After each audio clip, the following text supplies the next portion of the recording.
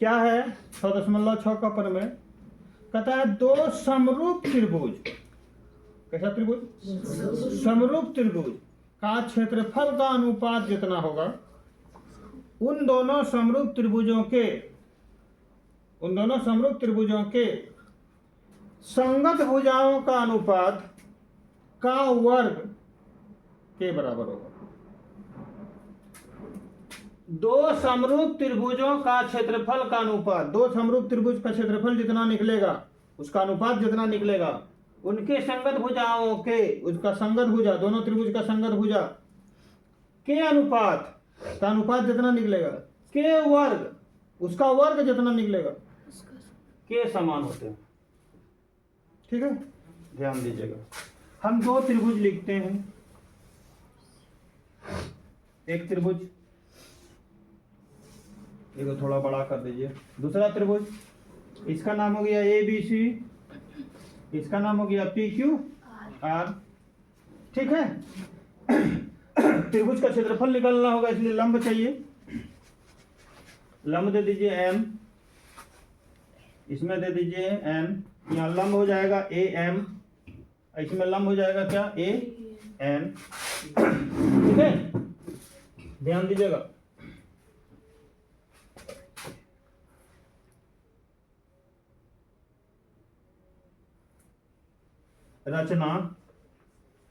रचना में क्या किए, त्रिभुज ABC में ध्यान दीजिएगा AM लंब क्या BC तथा त्रिभुज PQR में PN लंब QR डाला। ठीक है ना। तो हमें सिद्ध करना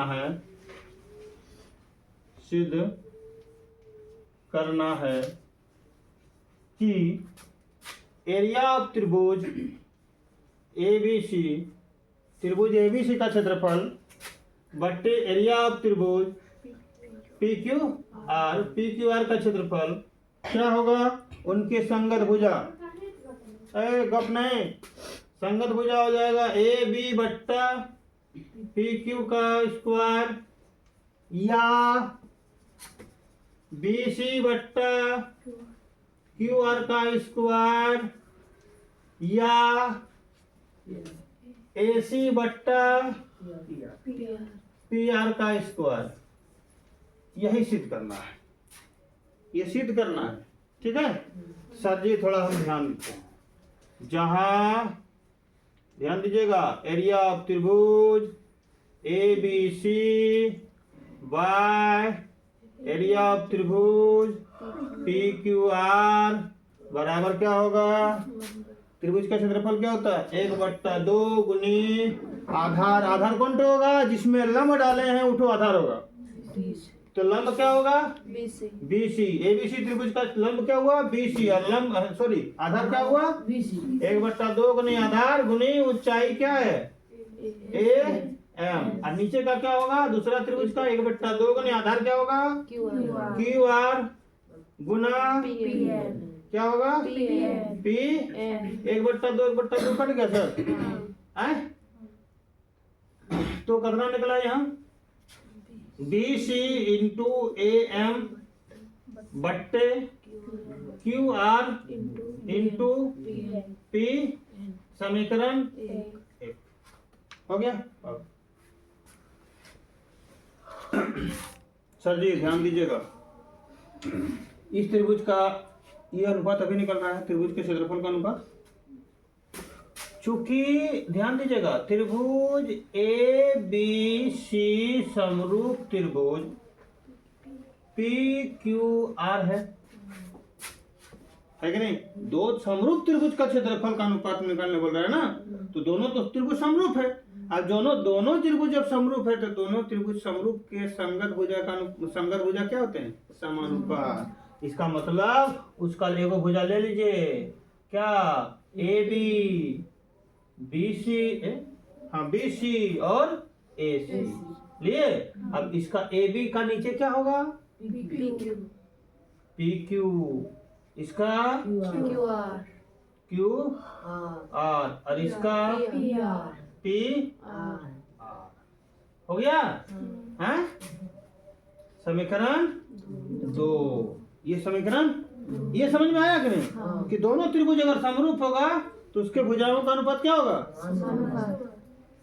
समानुपात। समान नहीं, क्या होंगे? समानुपात।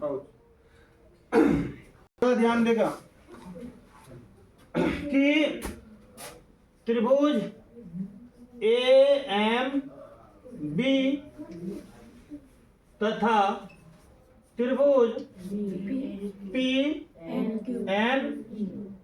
क्यू में ध्यान दीजिएगा कौन ए एम बी बराबर कौन पी एन क्यू बराबर 90 डिग्री होगा। यहाँ 90 डिग्री है कि नहीं? यहाँ भी 90 डिग्री है कि नहीं? इधर जब 90 डिग्री है तो इधर भी 90 डिग्री होगा ना।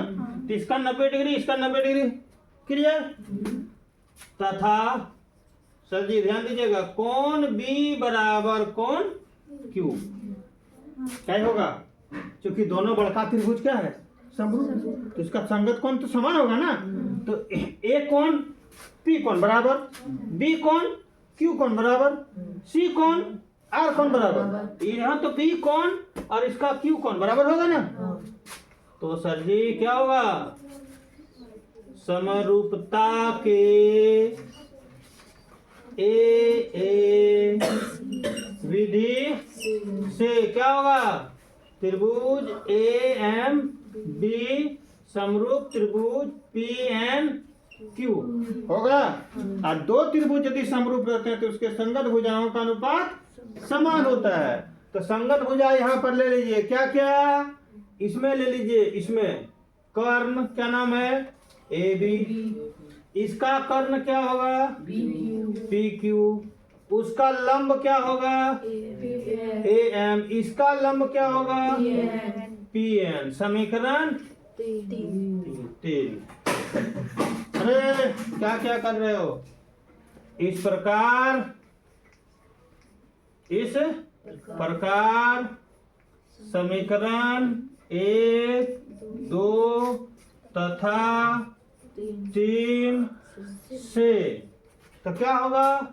एरिया ऑफ त्रिभुज A B C by area of त्रिभुज P Q R is equal to.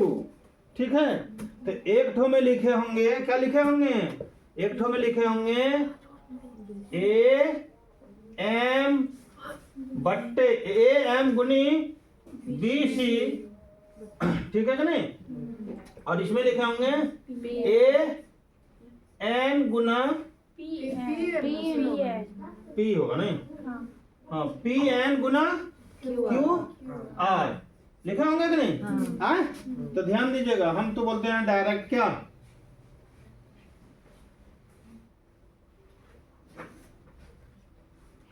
ऐसा लिखे होंगे, लिखे हैं ना? तो क्या होगा? ए एम के जगह पर ए एम और ए बी यहाँ है। देखो यहाँ तो है ए एम पी एन है ना? ई है कि नहीं? किसके बराबर है? ए बी और अरे मुंडी ऊपर करके देख रहे बाबू रे, तो चला जाएगा। ए एम पी एन किसके बराबर है? A B P Q. और जो समरूपता के नियम जो लिखे थे, कहाँ लिखे थे? ये मिट गया है। क्या लिखे थे? यहाँ पर देख लीजिए, लिख देते हैं A B by P Q बराबर B C by Q R बराबर A C by P R. ध्यान दीजिएगा, यहाँ पर ध्यान दीजिएगा। A B by P N को क्या हम A M by P N को क्या हम A B by P Q लिख सकते हैं? चूंकि बराबर है। चलिए इसके बदले में हम ये लिख सकते हैं, ये लिख सकते हैं A B by P Q लिख सकते हैं। ठीक। और A B by P Q के जगह पर A B by P Q के जगह पर क्या B C by Q R लिख सकते हैं। तो यहाँ एगो BC बाय क्यू आर पहले से, इसके जगह पर लिखेंगे ना, तो यहाँ क्या लिखेंगे, BC बाय क्यू आर। और देखिए यहाँ गुना में है कितना, BC, और इधर नीचे में क्या है, क्यू आर, बराबर क्या हो जाएगा, BC बाय क्यू आर का होल स्क्वायर। प्रूफ है कि नहीं? ये यहीं पर प्रूफ हुआ या है। उसके बाद यहां से लिख देंगे यहाँ या, ठीक है कि नहीं, इतना लिख के स्क्वायर दे देंगे, सब में प्रूफ हो जाएगा। यहाँ भी, यहाँ तो एक भुजा का बता रहा है ना, वर्गों का स्क्वायर के बराबर होते हैं। यहाँ तीनों चाहे कौन हो विसंगत भुजा लीजिए, अनुपात का वर्गों के समान होते हैं। क्लियर हो गया?